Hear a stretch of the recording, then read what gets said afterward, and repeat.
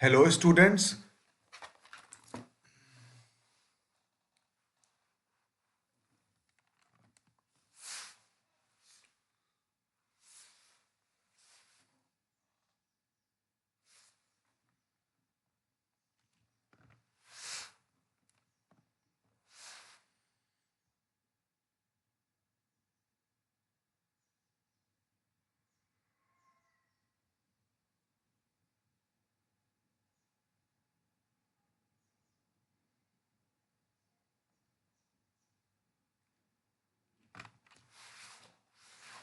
Hello students, अभी हम लोग डिस्कस करेंगे सिंपल इंटरेस्ट के प्रोग्राम को इन पाइथन। तो आइए हम लोग डिस्कस करते हैं सिंपल इंटरेस्ट का प्रोग्राम कैसे बनाया जाता है। सिंपल इंटरेस्ट के प्रोग्राम को बनाने से पहले हमें जरूरी है कि हम मैथमेटिकली सिंपल इंटरेस्ट के फॉर्मूले को समझ लें और उसे यूज करना जानते हों। जैसे सिंपल इंटरेस्ट का फॉर्मूला है बहुत सिंपल तरीके से, simple interest is equal to P into T into R upon 100, जिसमें पी का मतलब है प्रिंसिपल अमाउंट, टी का मतलब है टाइम और रेट का मतलब है, आर का मतलब है रेट। आई होप आप अमाउंट, प्रिंसिपल अमाउंट, टाइम और रेट के मतलब को समझते होंगे। अगर नहीं समझ रहे हैं तो प्रिंसिपल अमाउंट वो अमाउंट है जो कि पहले लिया गया हो किसी से कर्ज के रूप में, या जो अमाउंट स्टार्टिंग में रखा गया हो। टाइम, जिस टाइम के लिए ये अमाउंट रखा गया है।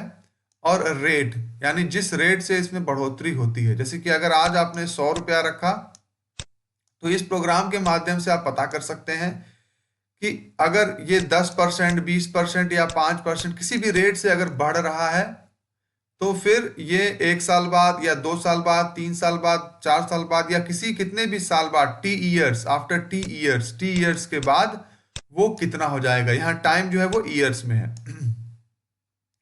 तो वो कितना हो जाएगा।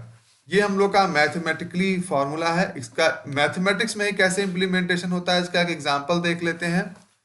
P इज इक्वल टू 1000, अगर हमने लिया प्रिंसिपल अमाउंट 1000 लिया, रेट हमने 1% लिया और T को हमने ले लिया 2 यानी 2 ईयर्स का टाइम। ऐसा ही हमको निकालना होगा तो हम कैसे निकालेंगे, 1000 into R into T upon 100। Okay, ये हमारा निकल गया। तो अगर हम इन दोनों को कैंसिल कर देंगे तो आंसर हमारा आएगा 2.0, जो कि यहां पर आप देख सकते हैं ये सिंपल इंटरेस्ट है, ये इंटरेस्ट है। ठीक है, तो टोटल अमाउंट कितना हो जाएगा, प्रिंसिपल अमाउंट प्लस इंटरेस्ट यानी 1020, यानी 1 साल बाद ये अमाउंट बढ़कर 1020 रुपए हो जाएगा। फिलहाल हमें इस प्रोग्राम में केवल इंटरेस्ट कैलकुलेट करना है, टोटल जो अमाउंट होगा लास्ट में वो कैलकुलेट नहीं करना है। तो अब हम प्रोग्राम को देखते हैं हम कैसे इसको करेंगे।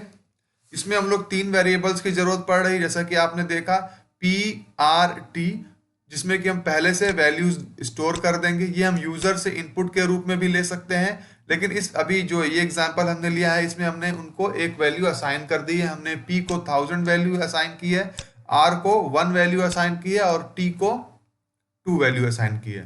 मैं फिर से बता दूं, पी का मतलब प्रिंसिपल अमाउंट है, आर का मतलब रेट है और टी का मतलब टाइम है।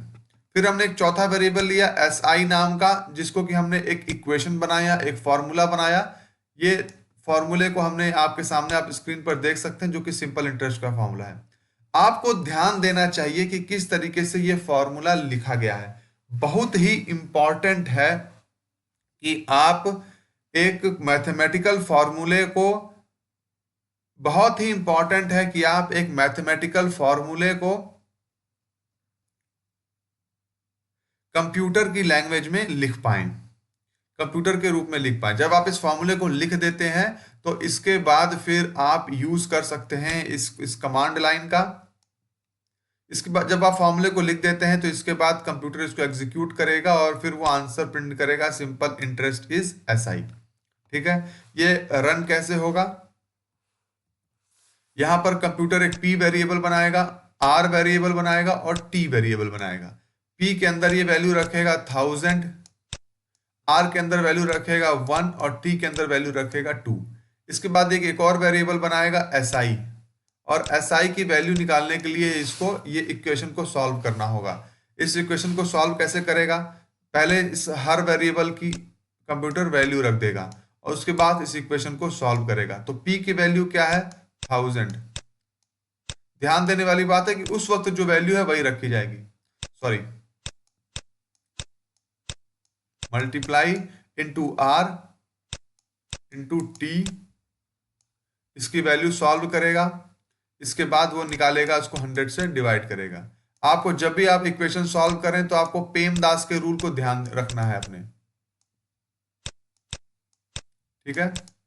पेमदास का रूल आपको ध्यान में रहना चाहिए। तो इस इक्वेशन को सॉल्व करने के बाद ये आपको ये इक्वेशन सॉल्व कर देगा। ओके स्टूडेंट्स, इसके बाद आपका रिजल्ट आ जाएगा। तो इस तरीके से ये एसआई का प्रोग्राम, सिंपल इंटरेस्ट का प्रोग्राम है। आई होप आपको समझ में आया होगा। हमें कमेंट कर जरूर बताएं।